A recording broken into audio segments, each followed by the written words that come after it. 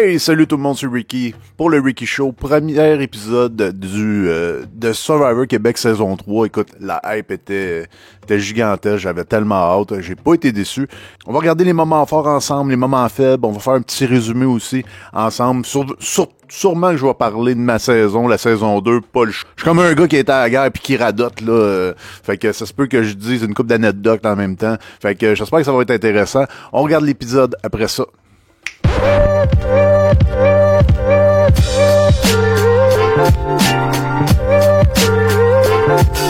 Au début de l'épisode, Patrice nous annonce d'emblée que ça va être la saison la plus dure de Survivor à cause des choix. Il y aura pas de deuxième chance, pas d'île d'immunité, mais pour les joueurs comme moi qui ont pas eu vraiment accès à une deuxième chance, je pense que ça fait pas vraiment de différence. J'ai hâte de voir c'est quoi les choix, mais on en a une pas pire idée au début parce que au lieu que ça soit des équipes qui sont prédéfinies, ça va être des équipes que les joueurs eux-mêmes vont faire. En tant que tel, les gars et les filles sont séparés. Chacun va choisir un leader. Sur le côté des gars, ça va être Huggins qui va sortir. Il va y avoir un petit Félix qui va vouloir peut-être devenir le leader, sachant qu'après ça, qu'il allait avoir une pige, tout ça, mais il perd à roche-papier-ciseaux. Écoute, des fois, c'est ça qui fait la différence entre t'es un chef pis t'es pas un chef. Puis du côté des filles, c'est Danielle, celle qui a beaucoup d'expérience, qui se nomme puis qui se fait nommer par tout le monde. Tout le monde est pas mal d'accord. Fait que les équipes commencent. Danielle va avoir une stratégie, je crois, de prendre toutes les personnes plus vieilles. Je pense que c'est une très bonne stratégie parce qu'elle est quand même plus âgée que les autres. Elle va laisser les plus jeunes de leur bord, puis elle va prendre toutes les personnes un petit peu plus âgées. Puis je pense que c'est une bonne stratégie pour elle, pour que faciliter sa game sociale, faciliter un peu tout. C'est sûr qu'il n'y a pas juste des jeunes. Là. Il y a une Myriam, il y a une couple de jeunes pareils qui vont se glisser. Mais en gros, c'est pas mal la tribu la plus vieille en moyenne d'âge. Est-ce que c'est une bonne idée de déjà en partant de se définir comme leader puis se dire je suis volontaire pour être le chef ou le leader? Je pense que la plupart des joueurs vont éviter ce choix-là. Fait que c'est une bonne façon, dans le fond, c'est là que des joueurs comme Danielle peut-être qui se sentait un peu dans le bas, qui sentait qu'il y avait des trucs à travailler, mais elle a fait vraiment un bon choix, je pense, dès le début, de pouvoir se nommer elle-même ses coéquipiers. Puis Huggins je pense que lui aussi voulait axer sa game sociale. Je pense que lui aussi, il va créer plus de liens en choisissant, tu sais, il a choisi Ashley, du monde de la diversité. Je pense qu'il a bien fait sa job, lui aussi, de son côté. Il a fait une bonne pige. Il a choisi du monde jeune avec qui il pouvait connecter. Je pense que les deux ont fait quand même, selon leurs atouts, selon leurs qualités, selon qui ils sont, je pense qu'ils ont fait les bons choix dans les équipes. À première vue, les jaunes, les mal acquis, semblent plus forts, semblent plus en forme, semblent un petit peu plus gros. Mais on voit que les rouges semblent ne pas vouloir se laisser marcher ses pieds. Eux autres aussi, je trouve les teams sont quand même bien équilibrés. C'est souvent dur quand il y a une pige à Survivor. Il y a souvent une équipe qui va être vraiment plus forte que l'autre. Mais là, je pense que cette fois-là, ça a été quand même assez équilibré. Mais à suivre, ça se peut qu'il y ait une tribu qui écrase une autre. Jusqu'à la fin, on n'est jamais à l'abri de ça, puis ça fait une saison un peu plate dans ce temps-là. C'est à peu près à ce moment-là que William se fait reconnaître Marie-Lou. Marie-Lou qui l'a déjà connu, ça a l'air être une rencontre qui date de quand même assez loin, assez qui était en technique policière. J'ai hâte de voir que ça va donner parce que je pense qu'elle va utiliser ça quand ça va être le temps, soit de la fusion ou un remixage des équipes. Mais écoute, déjà, le William, il est quand même dans l'eau chaude, puis moi, j'avais pris pour lui au début, là, fait que j'espère qu'il va être capable de calmer le jeu un peu, mais jusqu'à date, c'est compliqué pour William. J'ai tellement trouvé ça drôle quand Sébastien a dit Yougat, il était la tribu de l'âge d'or, c'était vraiment wow. Surtout que la première épreuve, c'est eux autres vont la gagner, fait qu'ils ont eu l'or, fait que j'ai vraiment trouvé ça drôle comment il a amené ça, puis Sébastien, c'est vraiment, écoute, c'est un personnage depuis le début. Quand il parle à la caméra, il est drôle, non, je trouve que jusqu'à date, là, il fait vraiment le show. On apprend que les leaders sont en sécurité pour le premier vote. Je suis plus ou moins pour ce truc-là. C'est sûr qu'ils se sont mis sous les projecteurs, se sont mis peut-être en danger, mais j'aime pas ça, des avantages gratuits comme ça pour certains joueurs. Déjà, il y avait le choix des équipes, ils ont pu choisir les personnes avec qui il y avait le plus peut-être de liens ou avec qui ils pouvaient mieux s'entendre. Qu'il y ait un avantage comme ça au début de la game, j'étais plus ou moins d'accord. Peut-être c'était aussi pour enlever le fait que, vu qu'il y a 11 joueurs par tribu, il y avait déjà un déséquilibre homme-femme dans chaque tribu, puis pour pas que ça se fasse comme ça, peut-être qu'ils ont voulu casser ça, surtout qu'ils ont séparé les gars et les filles au début, fait que peut-être ils se sont dit, vu qu'on sépare les gars et les filles, peut-être qu'ils vont vouloir déjà se mettre en équipe, ils vont créer déjà plus de liens ensemble, fait que peut-être c'est ça qu'ils ont voulu faire, mais moi je suis pas vraiment pour ce genre d'avantage-là en partant. Là. La première épreuve de récompense, j'ai adoré le truc du bateau, c'est qu'il fallait qu'il parte avec une corde, avec une grosse poulie géante, après ça qu'il fasse un gros casse-tête, après ça qu'il parte dans l'eau, aller chercher une genre de perche pour aller chercher une clé pour faire aller un drapeau. Je trouve pas que l'épreuve est dure en tant que telle parce que Patrice a vraiment dit, il a vraiment mis l'accent sur ça va être la saison la plus dure.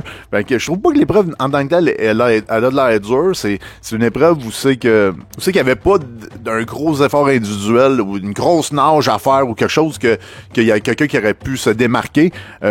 Mais je pense que pendant qu'est-ce que j'ai bien aimé pendant l'épreuve, c'est qu'on voit que les deux équipes se regardaient une et l'autre puis ils se trichaient un peu parce que les deux ils ont vraiment fini en même temps puis ça a l'air d'avoir duré longtemps comme épreuve. Fait que le fait qu'ils finissent vraiment en même temps, je pense que chacun avait pas mal d'espions qui regardaient l'autre. Fait que ils ont réussi à faire quasiment leur bateau en même temps puis à piècer leur pièce en même temps.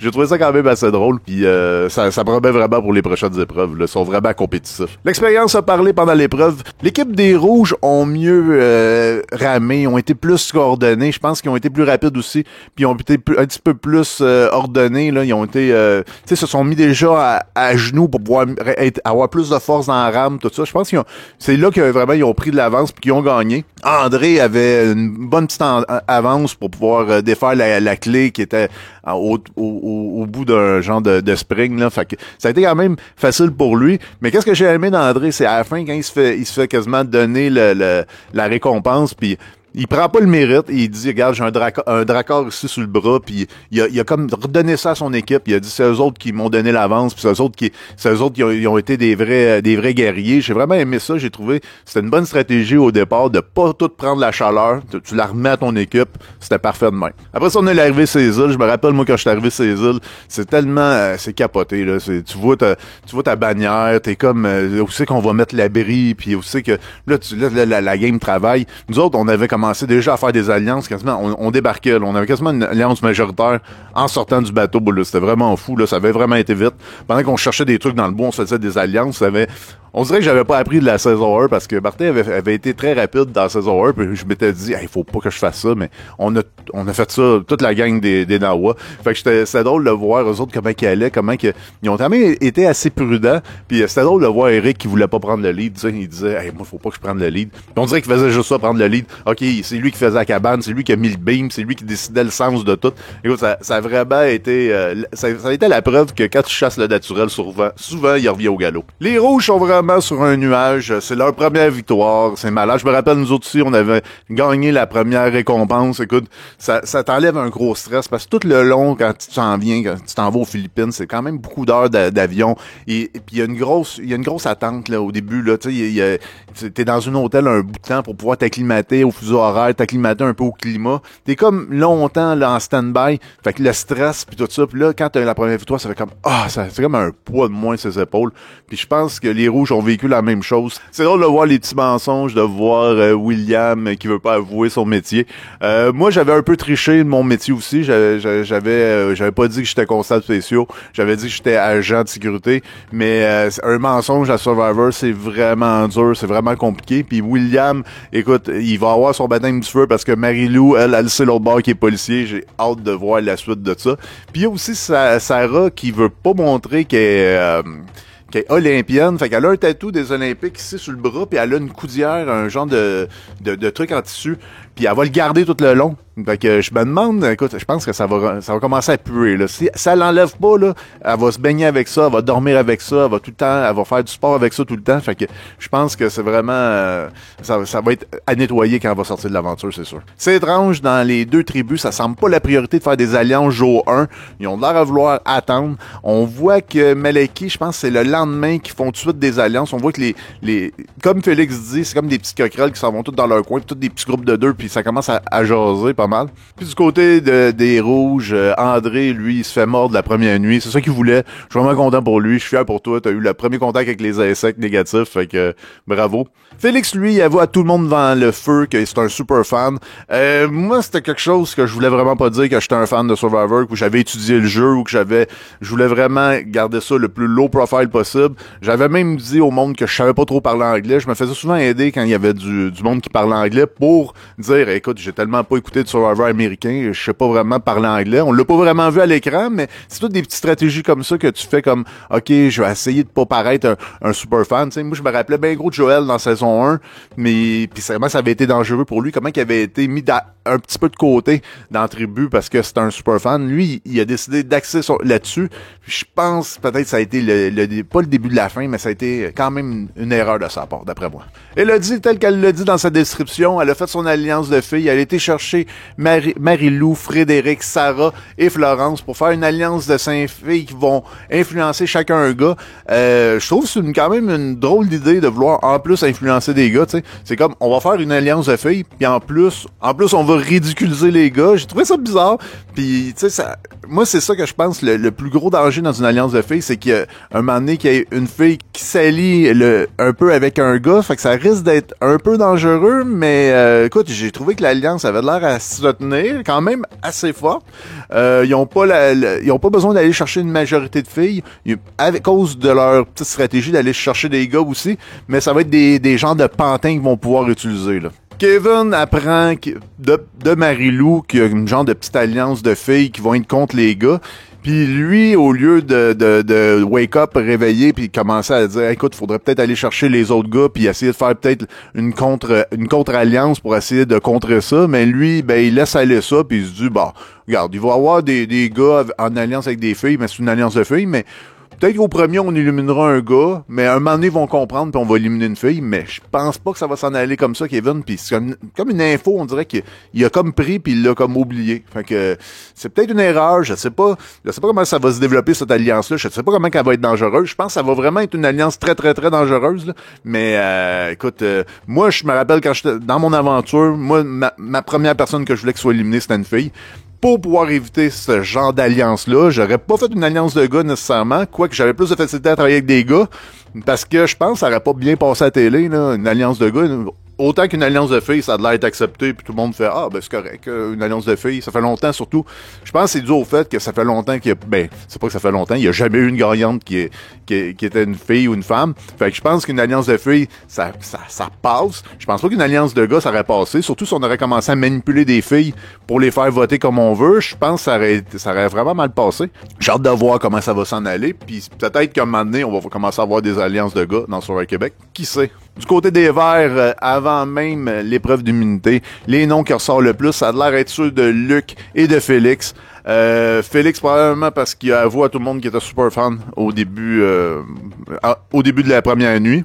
On se rend compte chez les jaunes que Sarah trouve déjà une immunité. Elle l'a dit à Marie-Lou. C'est une grosse preuve de confiance. On voit que les filles vont vraiment travailler ensemble. Ils veulent même le garder pour après la fusion. Ils ont eu cette petite discussion-là. Fait que tu vois qu'ils veulent travailler ensemble, puis ils veulent travailler longtemps, puis ils veulent monter leur plan, puis leur toile d'araignée quand même. Je sais pas comment on pourrait appeler cette alliance-là. Je sais pas si ça va avoir un nom. J'espère qu'ils vont y trouver un nom. Tu sais, l'alliance des peut-être des araignées ou n'importe quoi. Là, je sais pas. Là, des filles. Ou j'espère qu'ils vont trouver un nom original. Là, vraiment. Là, puis j'ai hâte de pouvoir mettre un nom sur cette alliance-là. Ça va être puis voir combien de temps qu'elle va t'offrir. Là, mais jusqu'à date, là, elle a plusieurs armes. Là, il y a une bonne majorité. En plus, ils ont une immunité. Je sais pas si Sarah va vouloir le partager avec les autres filles. Peut-être dans une situation critique, elle le ferait, mais jusqu'à date, elle a pas l'air de vouloir faire ça. On est à peu près à moitié de l'épisode, puis on se rend compte que vraiment, Marie-Lou, elle a une bonne place dans le jeu. On dirait que tout le monde veut jouer avec elle, que ce soit Kevin, que ce soit Sarah, que ce soit même le groupe des filles. Fait qu'elle a des sous-alliances dans l'alliance. Elle a vraiment, jusqu'à date, la meilleure situation jusqu'à présent. Chez les Rouges, Sébastien, Daniel, André, Catherine, qui vont créer l'Alliance de cœur. Je l'ai appelé comme ça parce que Sébastien l'a appelé comme ça pendant qu'il montait l'abri, puis je trouvais que c'était un beau petit clin d'œil à la saison 2 avec André et ses Alliances de cœur. Puis d'un autre côté, il va y avoir William, Myriam, Jérémy et Geneviève qui vont faire l'Alliance de contre-cœur parce que, tu sais, ils sont un peu contre l'Alliance de cœur. C'est pour ça que je l'ai appelé l'Alliance de contre-cœur. William sait qu'il faut peut-être qu'il trouve peut-être une 5e, une 6e personne pour être majoritaire parce que son but, lui, c'est d'affaiblir l'Alliance de cœur. Quand il y a la discussion, on dirait que personne fait confiance à Eric. Puis là, tu vois Eric qui cherche des immunités. Il a de l'air vraiment bizarre. J'espère que ça va se régler, mais à la fin, on se rend compte que quand même, ils veulent y aller. Ils vont aller vers Eric pour essayer de savoir, pour essayer qu'ils jouent avec eux autres, qui votent de leur bord. Avant l'épreuve d'immunité, on voit l'abri des jaunes, on voit un peu leur vie de camp, on voit que leur abri fait vraiment pitié là jusqu'à présent. Il y a comme... je sais en plus qu'il va y avoir de l'eau. Là. Moi, je me disais, grouillez votre abri, grouillez ça. Mais on voit que les Malakis, là, c'est vraiment pas leur force jusqu'à date, l'abri. Là. La première épreuve d'immunité, j'aurais tellement aimé ça la jouer. Puis, écoute, quand je l'ai vu, j'étais jaloux d'eux autres. C'est un genre de madrier, faut que tu pousses, faut que vous l'avez vu probablement l'épisode là, mais moi après ça je me suis dit écoute, il m'aurait sûrement mis contre Charlie, j'aurais sûrement mangé le madrier d'en face. C'est peut-être une bonne idée que j'avais pas fait cette épreuve là parce que je pense pas que j'ai été capable de pousser le madrier contre Charlie. Je me demande qu'est-ce que ça aurait donné comme résultat là. Il aurait fallu que je tienne pas mal là, peut-être une demi-heure pour qu'il se vide en énergie pour après ça pousser. C'est drôle parce que la première je l'ai écouté avec une gang de la saison 1 puis la saison 2 de Survivor Québec. On était chez Oli Corneau dans son studio de peinture. Puis on écoutait ça sur un écran géant. Puis quand ils ont montré la statuette de l'immunité, on l'a tout trouvé bien latte. En tout cas, moi, j'ai trouvé que c'était un genre de paquet. On dirait que c'était un gros paquet d'asperges. Là, c'était vraiment spécial. Mais bon, écoute, c'est pas important qu'elle soit laide, qu'elle soit belle. L'important, c'est vraiment le poids qu'elle donne à l'équipe qui la gagne. Au début de l'épreuve chez les Malakis, on voit que Félix se met comme leader. Il connaît cette épreuve-là. C'est une épreuve qui a été plus populaire, je pense, dans les Survivors australiens. Lui, il la reconnaît tout de suite et il dit, écoute, il faut peut-être pas mettre nos forces tout de suite. Il va falloir regarder si eux, ils mettent leur plus faible. Il va falloir, tu sais, parce que il y a vraiment un côté où c'est que tu veux pas mettre tes plus forts contre leur plus faible. Tu veux vraiment que tes plus forts battent leur plus fort. Surtout que les jaunes semblaient, a priori, être supérieurs en termes de muscles ou en termes de personnes en forme contre les rouges. Fait qu'eux autres, ils ont essayé de faire le calcul, de pas se faire avoir, de pas envoyer Hugans, exemple, contre une batch où c'est qu'eux autres, ils auraient envoyé leur plus faible, puis ils auraient gagné les jaunes, mais en laissant, dans le fond, les plus forts pouvoir gagner par après, puis que ça aurait déséquilibré les équipes. Fait qu'il y avait comme une genre de stratégie, mais Félix, est-ce que c'était vraiment la bonne idée? Je pense que c'est vraiment le rôle qu'il voulait se donner, vraiment de pouvoir coacher. Fait qu'il s'est dit, regarde, faut que je fasse mon rôle de leader, de fan, puis il faut que j'essaye de faire en sorte qu'on gagne le plus de points possible. Les Rouges ont pas l'air d'avoir vraiment de stratégie de placement de personnes. Ils ont envoyé pas mal des équipes équilibrées. Ça allait ça, leur stratégie. Mais quand l'épreuve commence, qu'est-ce qu'on se rend compte? C'est que leur vraie stratégie, c'était de retenir la force. C'était vraiment de rester là, de rester planté, puis de retenir avec tout leur corps, leur force. Pendant que les autres poussaient comme ça avec leurs bras, eux autres, avec leur corps, ils retenaient tout. Puis à un moment donné, quand l'autre équipe était épuisée, ben ils fonçaient dans le tas. Puis ils finissaient par gagner. Ça a marché 2 fois. Ils auraient pu perdre les 2 premiers points, mais à cause de cette stratégie-là, ils ont gagné les 2 premiers points. Les jaunes sur le banc, là, ils auraient dû regarder un peu comment que les rouges faisaient. Ils auraient dû être attentifs à ça. Peut-être se le faire faire une fois, mais pas se le faire faire 2 fois. Puis avoir peut-être même la même stratégie. Je pensais vraiment que Yugen, que Sarah serait vraiment plus fort que ça. J'étais un peu déçu de les voir se faire renverser comme ça. Mais bon, c'est la game. Écoute, ils ont eu la mauvaise stratégie. Je pense qu'ils vont se reprendre. En tout cas, je leur souhaite. Il y a eu la pluie pendant l'épreuve. Ça a fini un balayage. Je pense que c'est 4-0, ça finit. Fait que Uga, j'ai la misère à le dire. Uga, première victoire. Ils ont eu le trophée. Ça fait vraiment du bien, ça. Ça remonte le moral. Ceux qui ont gagné la première récompense ont gagné aussi la première immunité. C'est vraiment, je pense que Malaki, là, ils ont quelque chose à faire, puis il faut vraiment qu'ils fassent le bon choix pour décider c'est qui élimine. Ah oui, une petite étoile là, dans le cahier à Jérémy qui a fait le petit discours sur la dureté du mental des boys. C'était vraiment drôle. Moi, j'ai vraiment trouvé ça vraiment bon. Félix, en arrivant sur la tribu, utilise des émotions, fait semblant de pleurer, puis après ça, il vend son speech à tout le monde, il dit qu'il va aider tout le monde, qu'il va aider la tribu, tout ça. Je pensais que c'était bien parti pour lui, parce que lui, on dirait qu'il était encore, il avait comme de la misère à en venir d'avoir été le dernier choisi. Il a tendance à s'isoler, ça a l'air d'être compliqué son aventure jusqu'à date. L'Alliance de filles, on les voit pas travailler, mais avec les deux cibles qui sont complètement masculines, on voit qu'ils ont fait un bon travail de terrain, puis ça a juste pas été montré. Des fois, il y a des trucs à caméra qu'on voit pas. Souvent, les monteurs de l'émission vont montrer certaines choses, peut-être pas d'autres, mais on voit très bien qu'en arrière de ça, d'après moi, en arrière de ça, il y a vraiment l'Alliance des filles qui fait la loi là, dans l'équipe des jaunes. Félix fait peur à cause qu'il est un super fan. Je pense aussi que Luc est quelqu'un de peut-être un petit peu plus facile à éliminer. Fait que je pense que ça va jouer un peu entre ça. Félix joue bien ses cartes. Je pense qu'il y a beaucoup de monde qui voit qu'il y a un discours quand même assez étoffé. Fait qu'il fait peur à pas mal le monde, le Félix, là. Tu sais, je pense en gros là que l'Alliance de filles se sont dit ça va être si c'est Félix qui part, tant mieux, c'est un gars, puis Luc, ça reste vraiment une cible facile pour le prochain conseil, fait que ça va être deux gars qui vont partir en premier, c'est parfait pour nous autres. Mais bon, je pense qu'en tant que tel, l'équipe est pas plus forte dans les épreuves. Je pense que Luc était pas si fort que ça dans les épreuves, puis Félix, mais je pense qu'il pouvait ajouter un petit quelque chose. Il aurait pu peut-être inverser le rôle des éliminations. Peut-être qu'il avait trop peur, peut-être qu'il pensait que Félix était plus menaçant, qu'il allait essayer de trouver une façon de revirer sa position dans la tribu. Je sais pas ce qui s'est passé dans leur tête, mais ils ont vraiment décidé de choisir Félix en grande majorité. Mais ça, on le sait pas là, avant le conseil. Tu sais, l'Alliance de filles est tellement forte pour vous donner un argument. Marie-Lou, qui se sent pas bien, qui a des chaleurs, des nausées, qui s'en va à la clinique. Fait que c'est sûr que si elle s'en va, il y a un joueur de moins dans leur tribu, là. Fait que, mais malgré le fait qu'elle s'en va à l'infirmerie, qu'elle s'en va, qu'elle se sent pas bien, que, tu sais, elle est chambranlante, elle est même pas menacée. Il pense même pas, il y a même pas eu une parole du fait, on l'élimine-tu vu qu'elle va pas bien, puis on risque de la perdre un petit peu plus tard. Fait que c'est pour vous dire comment que les filles sont fortes dans ce tribu-là, là. Quand le conseil de tribu commence, écoute, je chantais la chaleur, je chantais l'odeur du gaz des torches. Écoute, je ressentais ça en dedans de moi. Puis écoute, c'était vraiment cool de leur vivre ce conseil-là.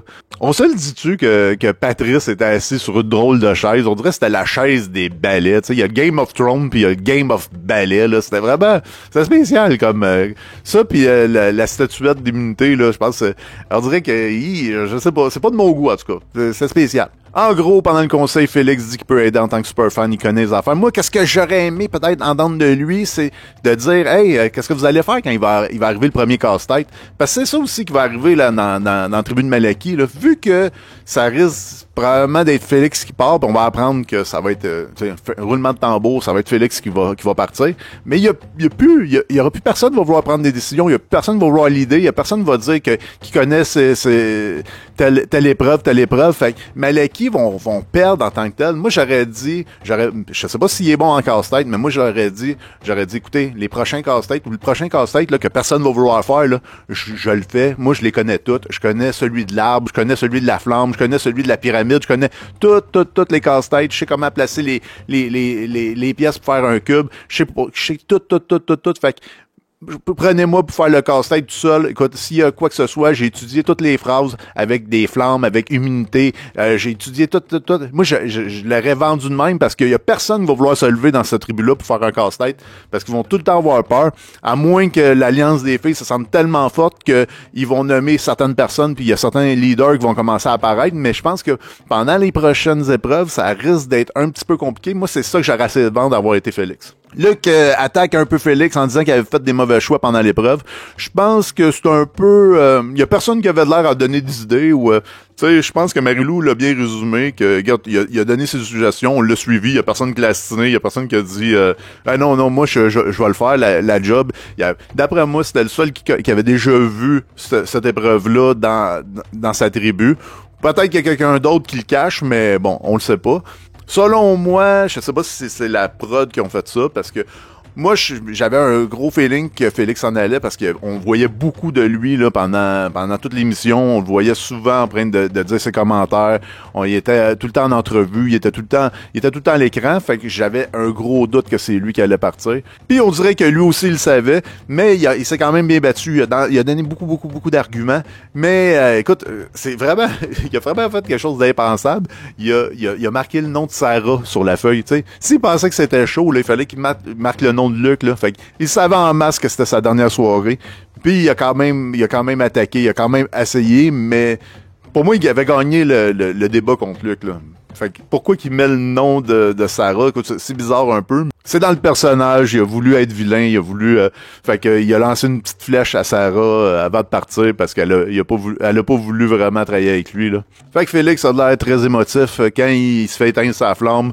Il y a même pas un petit commentaire à sa tribu. Moi, je me rappelle que Marie-Noël nous avait souhaité bonne chance, puis il fallait que ça soit un Awa qui gagne. Elle nous avait dit quelque chose de cute comme ça. J'avais trouvé que ça avait bien de la classe, mais je pense que Félix était tellement émotif là, que je pense qu'il s'est dit, je suis peut-être mieux de juste m'en aller, puis je parlerai plus tard. À part, je crois que Ryan, qui a été le seul à voter Luc, je pense que c'était unanime. Ils ont même pas compté tous les votes. Fait que d'après moi, tous les votes étaient sur Félix, sauf un seul qui était le vote de Ryan, qui va peut-être probablement devenir la 3e cible de l'Alliance des filles ou de la tribu. Je sais pas comment ça va se débrouiller. Puis si Ryan, c'est la 3e cible, ça va être 3 gars de fil qui vont avoir été éliminés, là. Et dans cette tribu-là, en tout cas. Fait que j'ai hâte de voir la suite, j'ai hâte de voir ça. Parce que lui, Ryan, là, il était complètement à côté du vote. Avant de quitter l'épisode, on apprend que les deux tribus sont rendues avec le feu. Ça a l'air d'être compliqué. D'après moi, c'est beaucoup humide aux Philippines. J'ai regardé beaucoup la météo, puis il y a beaucoup de pluie. Fait que ça va être dur de s'allumer un feu, ça va être dur de se nourrir. J'ai vu l'épreuve.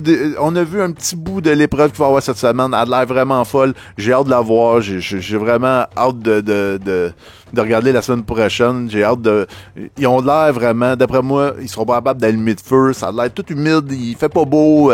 J'ai hâte à la semaine prochaine. Là. Mais maudit, c'est plate pour Félix parce que tu sais, avec toute la hype qu'il avait amené, le fait qu'il voulait être vilain, le fait qu'il allait être plus dangereux qu'Audrey, qu'il parte en premier sans avoir joué vraiment, sans avoir eu la chance de jouer. Puis c'est là qu'on se rend compte que même si tu as une bonne connaissance de Survivor, ça veut pas dire que tu vas te rendre loin. Des fois, c'est un hasard, des fois, c'est dû à des petites affaires. Mais je pense que Félix a voulu jouer trop vite. Beaucoup trop vite. Fait que, écoute, c'est plate, mais... bonne chance. Meilleure chance la prochaine fois, Félix. Après ça, on va voir la prolongation. On va voir que Félix s'en est remis. Il a même la même chemise. Il a pas voulu qu'on se trompe. Écoute, il l'a pas assez usé. Fait qu'il s'est dit, moi, je remets la même chemise. J'ai trouvé très drôle en entrevue. J'ai aimé la distance qu'il avait face à sa game.